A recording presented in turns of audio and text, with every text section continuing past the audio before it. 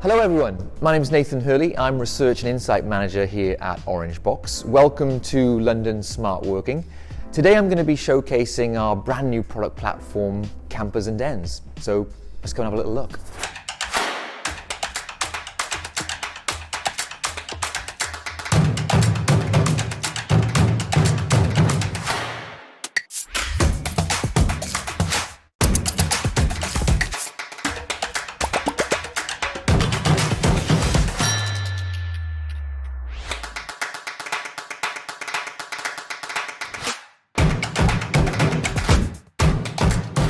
So what is Campers and Dens? What is it all about?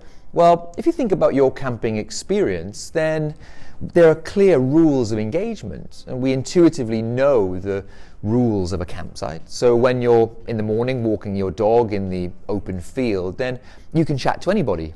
You're open for business. And then of course, when you're in your camper van or in your tent, you're in your own private bubble. You wouldn't expect to be interrupted. And then in that middle ground where you've created an awning or you've created a windbreak, then you'd probably need to gesture to somebody before they came over for a coffee or a glass of wine. So there are layers of privacy on our campsites, and we intuitively know them. And that's what we're starting to create for the contemporary workplace, creating those layers of privacy that allow our users and our colleagues of a space to feel more comfortable when moving between those layers of privacy. So Campers and Dens as a product platform is all about creating those different layers and expanding just beyond the singular pod.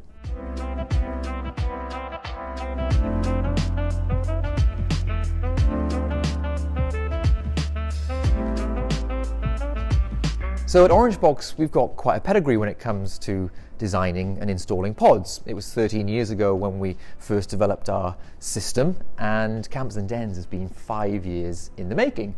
Now, the reason why you specify a pod in the first place is relatively straightforward. If you're looking for a bit of privacy, a meeting room out in the open plan office and away from the central building core, then pods are a great flexible option. They can be built in 4 or 5 hours, moved to another location or another floor in another number of hours, all independent of the building systems themselves. It's a simple plug and play operation. I want to start with the beautiful box. All of the engineering and the engineering lessons that we've learned from those 13 years of development all boil down to what we're calling here the beautiful box. This is CD05, the largest pod in phase 1. It's 2.9 meters by 3 meters. And a couple of developments that you may miss, you may not pick up, but are really integral to the success of the product. And that's its adjustable bass track. And that's really important for us to have, because when we've got uneven floors in some client spaces, creating that solid sealed foundation is really important for acoustics and the ability to build the pod correctly. And the other thing that you'll notice, of course, is we've got a new paneling system. So we're now able to specify glass on glass, have glass corners, and it makes the product really light, quite contemporary, and it gives great line of sight, good vision when you're both in the pod and out of the pod.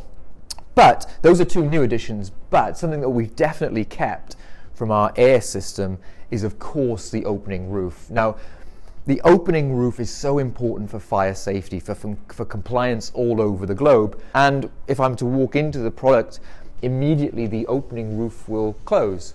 So while the roof is open, that's getting lots of fresh air into the pod product.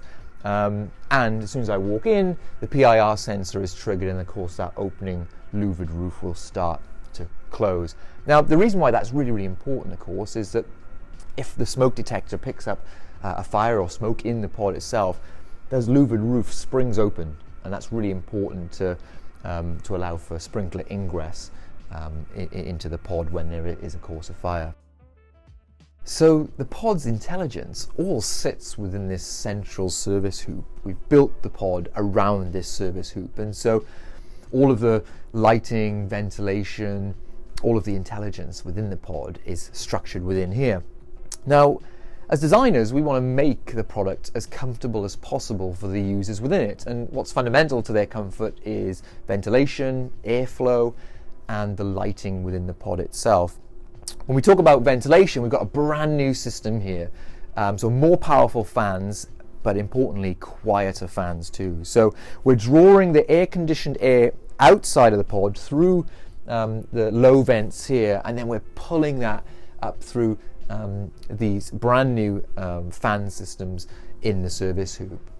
Also, when we think about lighting, it's really important to give people a really comfortable but well illuminated work setting. So whether it's lounge or an office or a meeting space, we want people to feel comfortable and illuminated.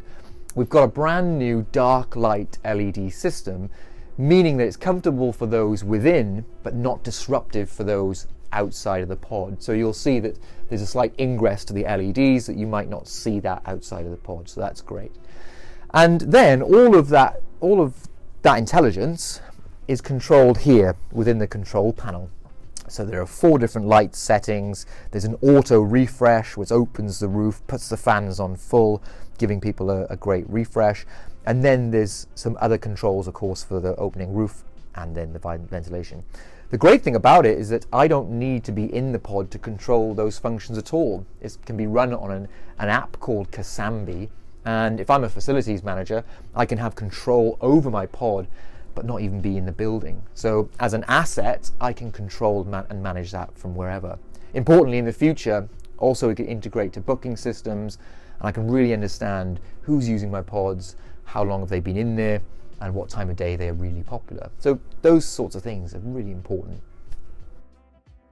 So a way that we can extend the architecture of the pod in really quite a small way, but a really characterful one, is by specifying this kink here. And you can see that adds lots of personality to the beautiful box itself. And it signifies the entrance of the pod, just like a porch would signify the entrance of your cabin or your house. And you can see here that it's specified and clad in and finished in a plywood, and that really highlights lots of options that we have on campers and dens. And so in addition to what you'd expect, which is upholstered paneling, we of course have glass, we have wood, we have Fenix, we have whiteboards inside and outside, so lots of different options. One thing I did want to mention about our upholstered panels here, we're not gluing them at all.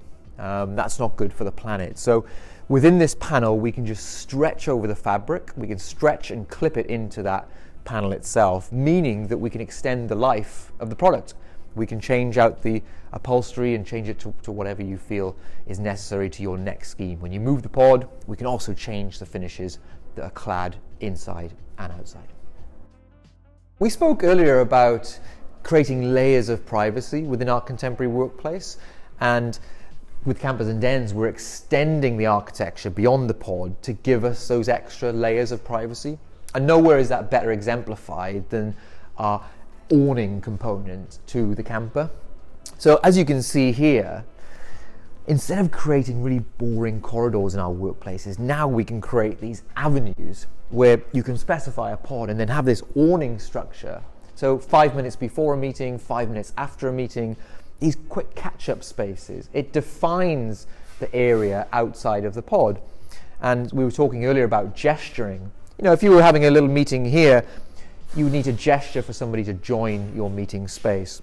The awning itself can be stretch fabric, it can be felt, it can be felt slats, it can be wooden slats, or a really nice cord design too, to give you different layers of that privacy. Awnings don't have to be attached to the pod at all. They can be totally independent and freestanding. They can create these wonderful avenues in the open floor plan. Another component of campers and dens are cabins, and it's again extending the architecture beyond just the pod. Now, cabins are great because they create little nooks, little private areas for people to break away from the noisy office. You can either specify a cabin on the back of a pod on its own, and so it creates these extra different work settings, or we can create this through cabin where it connects 2 different pods together, and then you create this really secluded moment of focus. So if you come into this environment, we've got all different types of work settings. We've got a high table, low table, more softer lounge environments, and you can just be in here and nobody would really know. It's kind of nice and private. All integrated lighting, independent of the pod itself, and you have two different roof options, either an open system or something like this, which is closed off, giving you a little bit more privacy.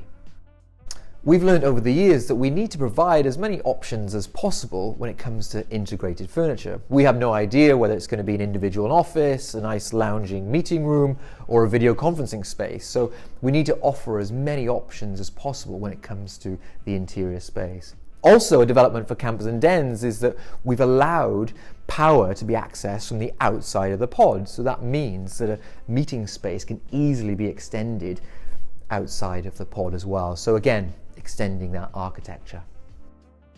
So when we're designing and specifying pods, acoustic privacy is obviously really important for people inside the pod and of course for people outside of the pod.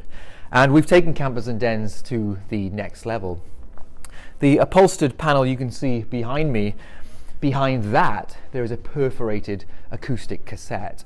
Now that perforation is really important because it captures the really low frequencies, which are quite troublesome in causing disruption, and then the higher frequencies get bounced back. So it's really good for acoustic control. Another great thing that we've incorporated into campers and dens is this drop seal at the bottom of the door. That allows us to capture any unwanted frequencies escaping. So we close the door and then the drop seal drops as soon as that door is closed, keeping all the unwanted frequencies and noise inside or outside the pod. So when it comes to having fun with campers and dens, we've created a hacking system. We don't want our pods to look like our pods, we want your pod to look like your pod. And so we have a hacking frame that sits on the exterior of the pod itself, meaning that you can specify these slats or put some stretch fabric over these slats or having it nice and flush. It means that you can create something really quite unique. Campers and dens is more than just a pod. We're now able, with these extra layers of privacy, to create campgrounds in our office environments. So whether you're using your campground to pop up a tent or whether you're part of the caravan club, campers and dens as a system allows you a different variety of work settings, giving you extra layers of privacy. So I hope you enjoyed the product demonstration. For all the resources that you may need, head to our website or contact your business development manager or your account manager, and stay tuned for all the new phases that are going to be coming through in 2021.